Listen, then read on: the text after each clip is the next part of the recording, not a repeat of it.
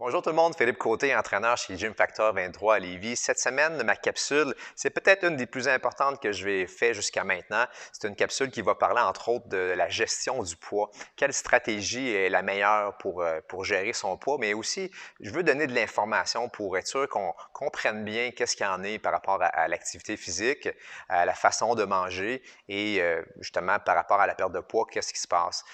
C'est important de comprendre aujourd'hui que ce que je vais expliquer, vous allez voir, l'activité physique reste un bon moyen pour perdre du poids, mais vraiment, ce n'est pas le moyen le plus important.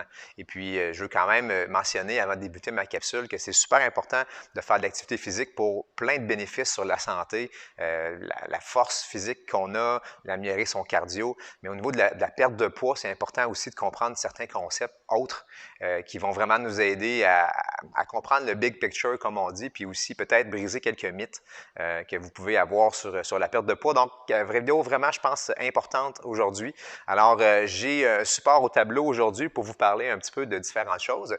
Le support au tableau, c'est pour vous montrer, en fait, comment on brûle des calories dans le corps. Okay? Qu'est-ce qui brûle des calories dans la journée? Et puis, je vais vous parler des différents systèmes qu'on a dans le corps qui brûlent des calories. Donc, le premier système qui est ici, le BMR, le Basic Metabolic Rate, OK? Ça, ce que c'est, en fait, c'est ton métabolisme de base. C'est ça qu'on appelle le métabolisme, OK? C'est vraiment des calories, même si tu étais, exemple, dans le coma. Okay? C'est juste pour garder tes fonctions vitales en vie. Okay? C'est ce qui brûle le plus de calories dans le corps dans une journée. Ce n'est pas l'activité physique, c'est le métabolisme de base. Donc, 70% okay, des calories que tu brûles dans une journée proviennent de ton métabolisme de base. Okay?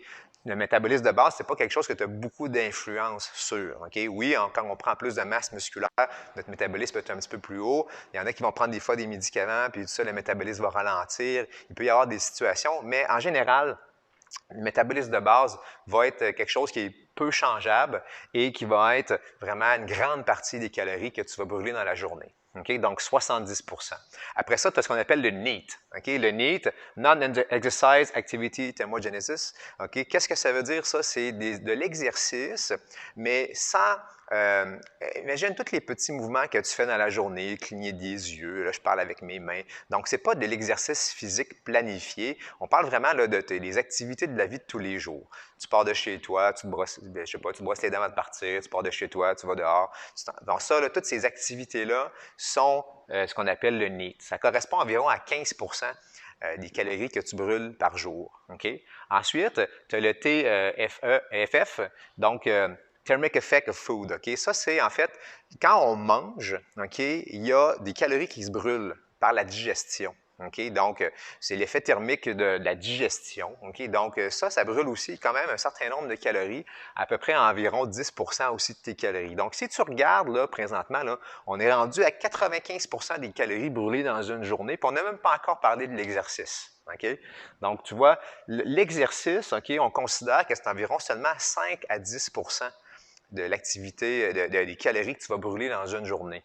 Donc, le EAT, c'est pas pour manger, c'est Exercise Thermic Activities. OK? Donc, 5 à 10% à peine de calories qui est brûlée par l'entraînement. Donc, qu'est-ce que tu dois retenir de ça? Okay? Il y a un dicton en anglais qui dit You can't outwork a bad diet. Okay? Donc, tu ne peux pas vraiment réussir à brûler un grand nombre de calories pour perdre du poids seulement par l'exercice. Okay? Puis là, je vais faire référence à une étude que je vais placer dans la description, que tu peux aller voir si tu veux, qui démontre justement, dans l'étude, je vais en parler un petit peu ici, là, okay? 3 façons de gérer son poids. La première, c'est de faire juste de l'exercice et ne donner aucun guideline ou aucune façon de dire comment tu devrais t'alimenter. Seulement de l'exercice.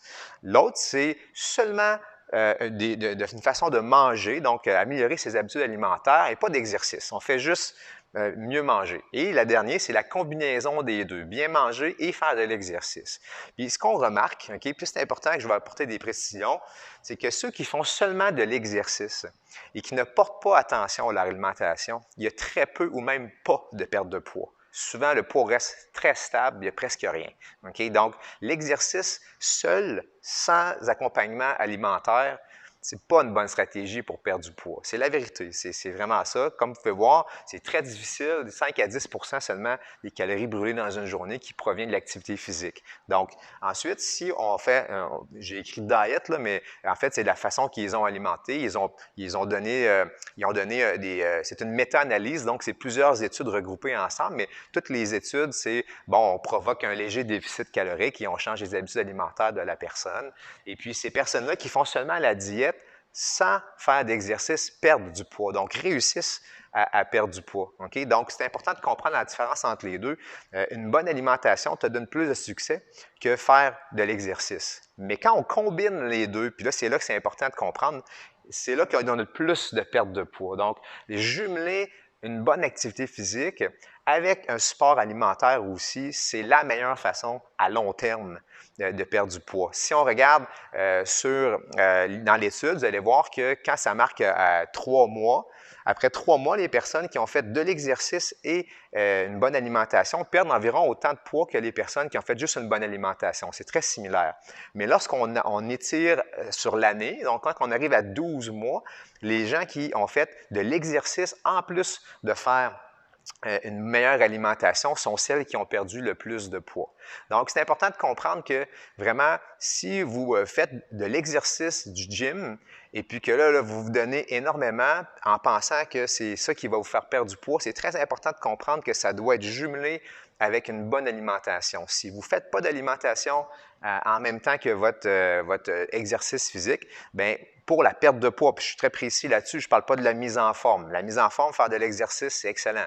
Okay? Vous allez améliorer tous vos facteurs de santé. Okay? Sauf que je parle vraiment pour la perte de poids. Je vais être très précis là-dessus. Si vous voulez perdre du poids, il faut absolument que ça soit accompagné d'un support alimentaire, de savoir comment manger, pour avoir vraiment les meilleurs résultats. Donc, je vous invite quand même à aller voir à regarder peut-être, ça ici, je le place en photo, puis aussi l'étude, si vous voulez aller faire un tour. Sinon, n'hésitez pas à poser des questions, mais je pense que c'était vraiment important d'expliquer ça aujourd'hui, puis c'est une des raisons pourquoi quand je rencontre des clients, on parle toujours d'alimentation le plus possible lorsque c'est une question de perte de poids. Et puis, donc, j'espère que ça vous éclaire un petit peu plus, puis je vous souhaite justement d'accompagner vos efforts de gym avec des efforts alimentaires. C'est vraiment là que vous allez voir la différence. Là-dessus, je vous laisse passer une belle journée. À la prochaine. Bye bye.